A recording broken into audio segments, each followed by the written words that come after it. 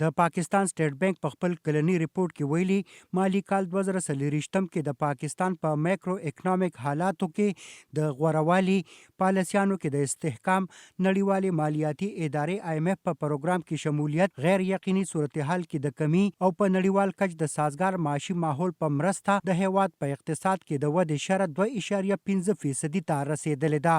د پاکستان د اقتصادي حالت په اړه په دې ریپورت کې ویلي شوی چې په مقامی کچ په زرعي پیداوار کې اضافه هم روان کال نسبتاً د مایکرو اکونومیک په خو نتیجو کې مهم کردار لوبولی دی. د اقتصادي چارو ماهرین وایي د ډالر په مقابله کې د پاکستانی روپې په ارزښت کې استحکام، غوره زرعي پیداوار او د اقتصاد په اړه د پاکستان د حکومت سختو پریکړو اقتصاد په سم لوري اچولې، خو وايي چیلنجونه اوس هم شته.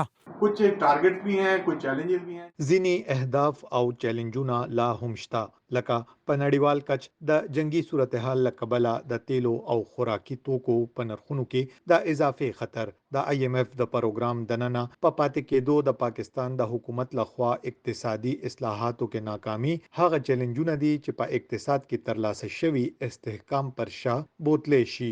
دارنګ د پاکستان سټیټ بانک هم ویلي چې د مایکرو اکونومیک ثبات پر ځای ساتلو پر وړاندې ځینې ساختي خنډونه په پرلپسې توګه لا هم د چیلنجونو سبب جوړیږي. ریپورت وايي کم بچت، د کاروبار ناسازگار ماحول، د تحقیق او ترقی کمی او د موسمیاتي بدلون له خطرو له کبله په سرمایه‌کارۍ کې کمی په اقتصاد کې د ودې توان مسلسل اغیزمن کوي. حالات داسې دي چې دومره سټیبل نه دي، چیلنجز دی، ټریډ ډیفیسټ دی، خو حالات چې دي ګریجولی کمیږي. نو که سټیبلیټي لږ په ملک کې راشي نو میبي چې لږ حالات ټیک شو. که تاسو وایي چې ملک کې اکنامک حالات امپروو شي، خو په کوم لحاظ چې د پولیټیکل پارټیز کې چې کوم دا یو کلیش روان دی، نو په دې صورتحال کې د یو انویسټر دپاره راتله چې نو هغه ګران دي.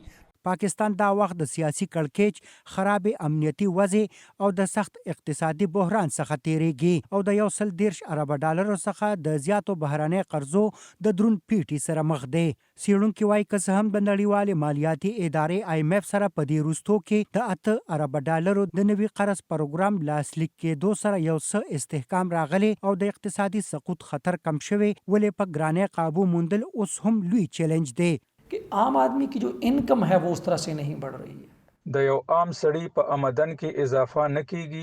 که موږ د وروستي بجټ ته وګورو نو د عام تن په ټیکس کې اضافه شوې ده. اخوا قیمتونه سیوا کیږي، د بجلی نرخونه نور لوړ شوي دي او چې کله دې ټول سیزونو ته په ګډه وګورو نو د عام وګړي ژوند د تیر کال په نسبت نور ستونزمن شوی دی. له دې باوجود چې د سیزونو د نرخونو سیوا کېدو رفتار کې کمی شوی دی.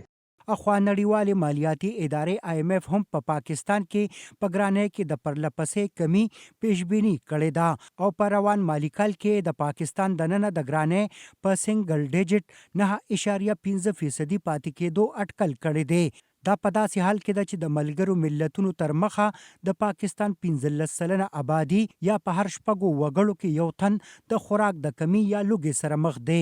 ارشد حسین، وایس آف امریکا، ډیوا، اسلام آباد.